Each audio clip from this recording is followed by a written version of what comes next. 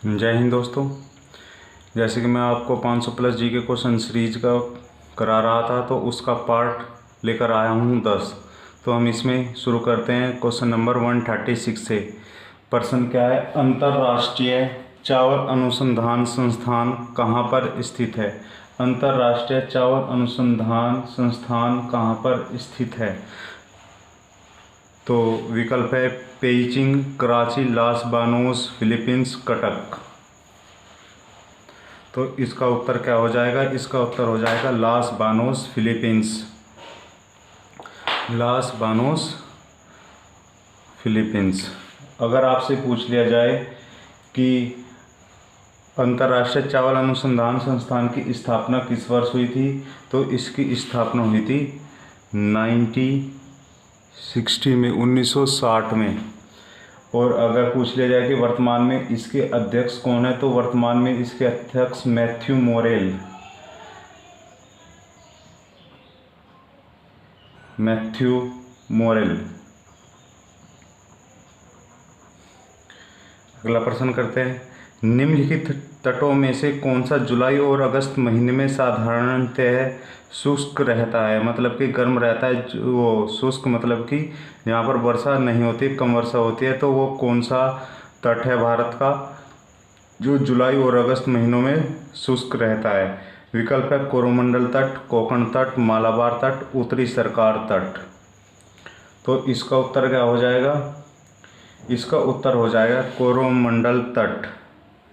कोरोमंडल तट कहाँ पड़ता है? कोरोमंडल तट पड़ता है तमिलनाडु वाला क्षेत्र।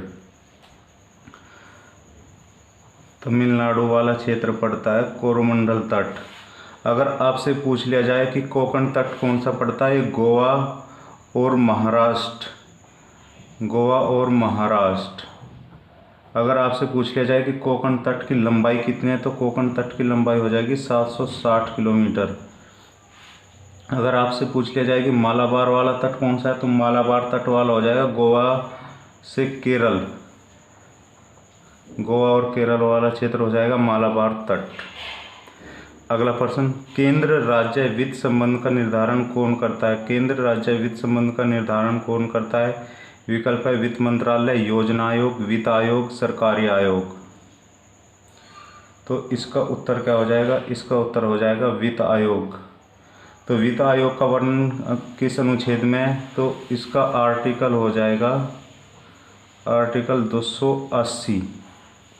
आर्टिकल 280 में इसका वर्णन हो जाएगा। वित्त आयोग की स्थापना कब हुई थी? वित्त आयोग की स्थापना हुई थी 22 नवंबर 1951 में।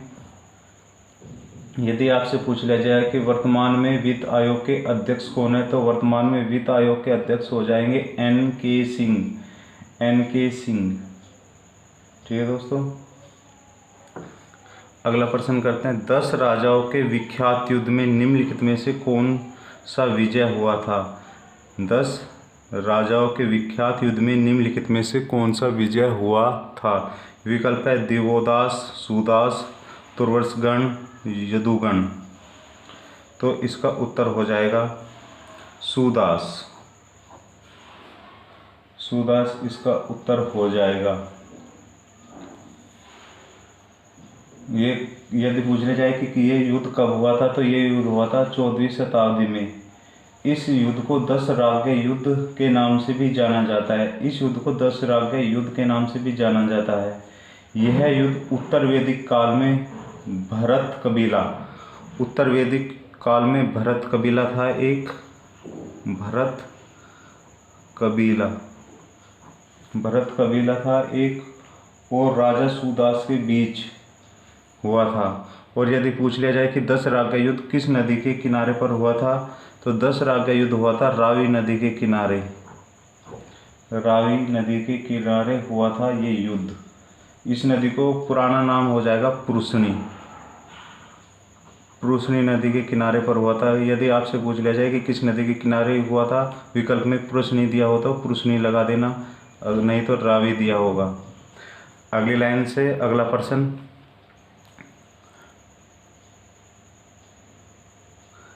कश्मीर में श्रीनगर किसने बसाया था? कश्मीर में श्रीनगर किसने बसाया था? विकल्प है हर्ष, अशोक, चंद्रगुप्त प्रथम, बिंदुसार। तो किसने बसाया था? अशोक ने। अगर आपसे पूछ लिया जाए कश्मीर किस नदी के किनारे पर स्थित है, तो कश्मीर किस नदी के किनारे हो जाएगा? झेलम नदी के किनारे पर स्थित हो जाएगा कश्मीर। झेलम नदी के किनारे पर कश्मीर स्थित हो जाएगा। यदि आपसे पूछ लिया जाए कि निशांत बाग कहाँ पर है, तो निशांत बाग हो जाएगा श्रीनगर में। पर्टिकुलर निशांत बाग हो जाएगा पर्टिकुलर श्रीनगर में। और आपसे पूछ लिया जाए कि डल झील कहाँ पर स्थित है, तो डल झील भी श्रीनगर में ही स्थित है। डल झील जम्मू कश्मीर में श्रीनगर में स्थित है डल झील। अगला प्रश्न, राज्य में जिला न्यायाधीश को निम्नलिखित में से कौन नियुक्त करता है? राज्य में जिला न्यायाधीश को निम्नलिखित में से कौन नियुक्त करता है? राज्य का राज्यपाल, भारत का राष्ट्रपति, राज्य का मुख्यमंत्री, राज्य के उच्च न्यायालय का मुख्य न्यायाधीश। तो इसका आंसर हो जाएगा राज्य का राज्यपाल। राज्य का राज्यपाल जिला न्यायाधीश की नियुक्ति करता है, और उच्च न्यायालय की तो करता है, मतलब कि न्यायाधीश, जिला न्यायाधीश उच्च न्यायालय में जो होता है उसकी नियुक्ति करता है राज्य का राज्यपाल। अगर आपसे पूछ लिया जाए कि सर्वोच्च न्यायालय के मुख्य न्यायाधीश की नियुक्ति कौन करता है, तो सर्वोच्च न्यायालय के मुख्य न्यायाधीश की नियुक्ति करता है भारत का राष्ट्रपति प्रधानमंत्री की सलाह पर। अगर आपसे पूछ लिया जाए राज्य के मुख्य न्यायाधीश की नियुक्ति कौन करता है, तो राज्य के मुख्य न्यायाधीश की नियुक्ति भी भारत का राष्ट्रपति करता है। अगला प्रश्न, केंद्रीय मंत्रिपरिषद का उत्तरदायी होता है। केंद्रीय मंत्रिपरिषद का उत्तरदायी होता है, विकल्प है लोकसभा के प्रति, लोकसभा एवं राज्यसभा दोनों के प्रति, प्रधानमंत्री के प्रति, राष्ट्रपति के प्रति। तो इसका उत्तर हो जाएगा लोकसभा के प्रति। जो पूरी मंत्रिपरिषद होते हैं वो लोकसभा के प्रति उत्तरदायी होती है। अगला प्रश्न, डैश डैश की कमी से घेंगा रोग होता है। डैश डैश की कमी से घेंगा रोग होता है, विकल्प है vitamin A, iodine, sulphur, calcium. तो इसका उत्तर क्या हो जाएगा? इसका उत्तर हो जाएगा आयोडीन की कमी से घेंगा रोग होता है। ठीक है दोस्तों, आयोडीन का स्राव थायरोक्सिन ग्रंथि से होता है। जो हमारा आयोडीन है इसका स्राव कहाँ से होता है? यह एक होती है हमारे शरीर में थायरोक्सिन ग्रंथि।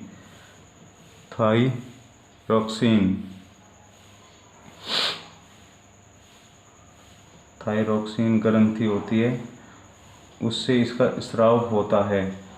इसकी कमी से गवाइटर या घेंगा रोग, जो ये घेंगा रोग होता है इसे हम गवाइटर भी बोल देते हैं, गवाइटर। ठीक है दोस्तों, जो हमारा विटामिन ए होता है इसकी कमी से क्या होता है? इसकी कमी से होता है रतौंधी। और जो कैल्शियम होता है, कैल्शियम की कमी से हड्डी दांत कमज़ोर हो जाते हैं। हमारे जो कैल्शियम होता है उसकी कमी से हड्डी और दांत कमज़ोर हो जाते हैं। अब बढ़ते हैं अगले प्रश्न की तरफ। क्वेश्चन नंबर 144, भारतीय स्वतंत्रता संग्राम के समय प्रार्थना समाज की स्थापना किसके द्वारा की गई थी? विकल्प है आत्माराम पांडुरंग, गोपाल हरि देशमुख, ईश्वर चंद्र विद्यासागर, केशव चंद्र सेन। तो इसका उत्तर क्या हो जाएगा? इसका उत्तर हो जाएगा आत्माराम पांडुरंग। यदि आपसे पूछ लिया जाए कि इन्होंने इस संस्था की स्थापना या इस समाज की स्थापना किस वर्ष की थी, तो इसकी स्थापना हुई थी 1867 ईस्वी में, 1816 ईस्वी में, 1867 ईस्वी में। गोपाल हरि देशमुख ने परमहंस की मंडली, जो गोपाल हरि देशमुख है इन्होंने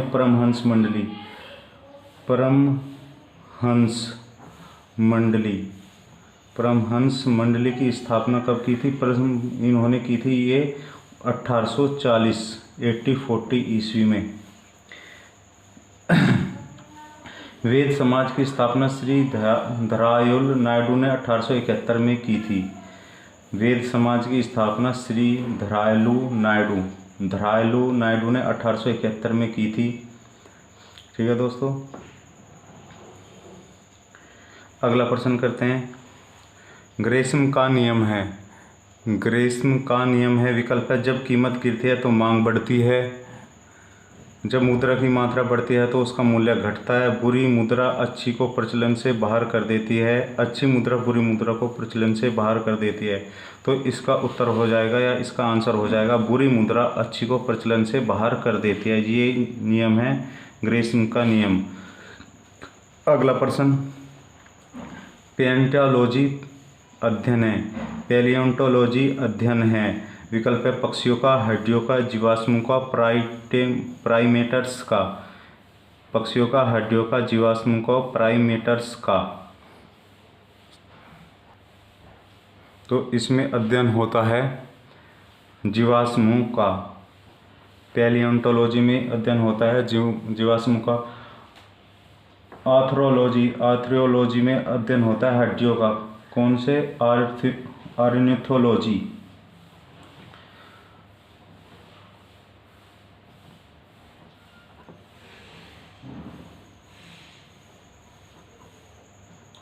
ऑर्निथोलॉजी में अध्ययन होता है हड्डियों का।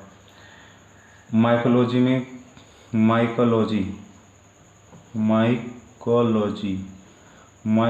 में अध्ययन होता है शैवालों का या कवक का होता है, शैवालों का नहीं, कवक मतलब कि फंगस। और फाइकोलॉजी में होता है उसका शैवालों का,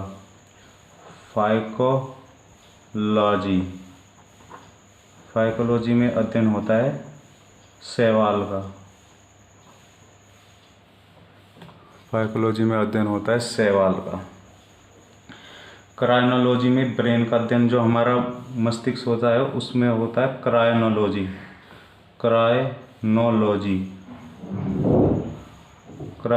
में अध्ययन होता है हमारे मस्तिष्क का या ब्रेन का अध्ययन होता है क्रायोनोलॉजी। ऑस्टियोलॉजी में होता है हड्डियों का अध्ययन। और मैंने बताया था आपको ऑर्निथोलॉजी होता है दोस्तों, इसमें अध्ययन होता है पक्षियों का। ये मेरे से गलती हो गया था, हड्डियों का बता दिया था, इसमें अध्ययन होता है पक्षियों का ऑर्निथोलॉजी में। अगला प्रश्न, सूती रेशा प्राप्त किया जाता है। तो सूती रेशा प्राप्त किससे किया जाता है? विकल्प है तने से, पत्ती से, फल से, बीज से। तो इसका उत्तर क्या हो जाएगा? ये प्राप्त किया जाता है बीज से। अगर आपसे पूछ लिया जाए सूती वस्त्रों की राजधानी कहाँ पर स्थित है, तो सूती वस्त्रों की राजधानी हो जाएगी हमारी मुंबई। सूती वस्त्रों की राजधानी मुंबई। अगर आपसे पूछ लिया जाए दक्षिण भारत का मैनचेस्टर किसे कहा जाता है, तो दक्षिण भारत का मैनचेस्टर कहा जाता है कोयम्बटूर को। किसे कहा जाता है? कोयम्बटूर को। यदि आपसे पूछ लिया जाए कि भारत का मैनचेस्टर किसे कहा जाता है, तो भारत का मैनचेस्टर कहा जाता है अहमदाबाद को। भारत का मैनचेस्टर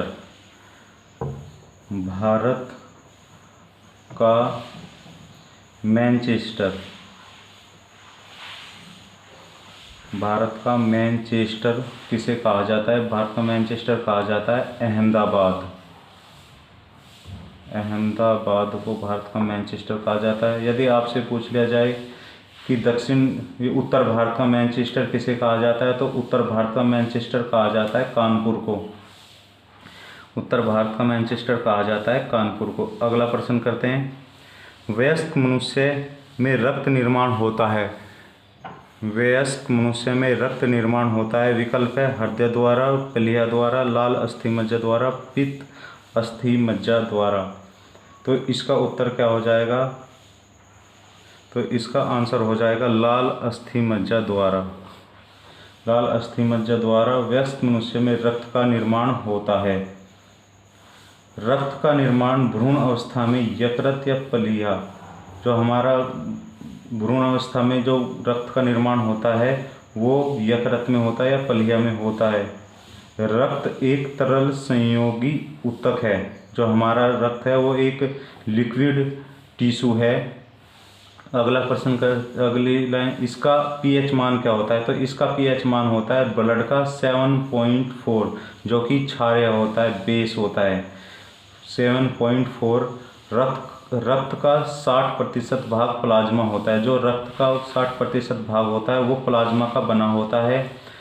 स्वस्थ वयस्क पुरुष स्वस्थ वयस्क पुरुष में रक्त की मात्रा 5 से 6 लीटर होती है। महिलाओं में रक्त की मात्रा 4 से 5 लीटर होती है। ठीक है दोस्तों, अगला प्रश्न करते हैं। भारत में सबसे बड़ा वन्य जीव अभ्यारण्य है। भारत में सबसे बड़ा वन्य जीव अभ्यारण्य है, तो इसका उत्तर क्या हो जाएगा? विकल्प है घाना पक्षी अभ्यारण्य, दक्षिग्राम अभ्यारण्य, बांदीपुर वन्य जीव अभ्यारण्य, पेरियार वन्य जीव अभ्यारण्य। तो इसका आंसर हो जाएगा बांदीपुर वन्य जीव अभ्यारण्य। बांदीपुर वन्य जीव अभ्यारण्य ये कहाँ पर पड़ता है? बांदीपुर अभ्यारण्य पड़ता है कर्नाटक में।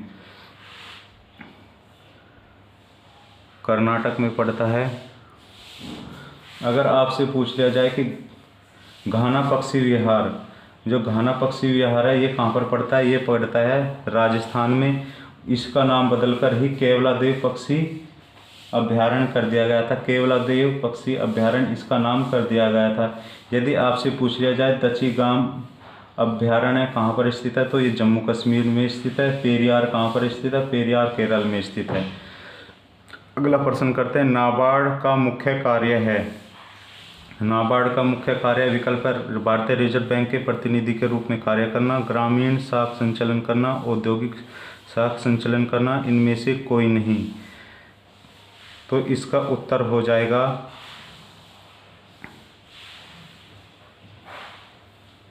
क्या हो जाएगा? तो इसका उत्तर हो जाएगा ग्रामीण शाख संचालन करना। यदि आपसे पूछ लिया जाए कि नाबार्ड की स्थापना किस वर्ष हुई थी, तो नाबार्ड की स्थापना हुई थी 1982 में। 1982 में स्थापना हुई थी। राष्ट्रीय कृषि तथा ग्रामीण विकास बैंक, राष्ट्रीय कृषि तथा ग्रामीण विकास बैंक की स्थापना हुई थी 1982 ईस्वी में। दोस्तों, आपको वीडियो कैसी लगी इसको मुझे बताएं। वीडियो को लाइक करें, वीडियो को शेयर करें। अगर आपको वीडियो अच्छी लगी हो तो मेरे चैनल को सब्सक्राइब करें। जय हिंद, जय भारत।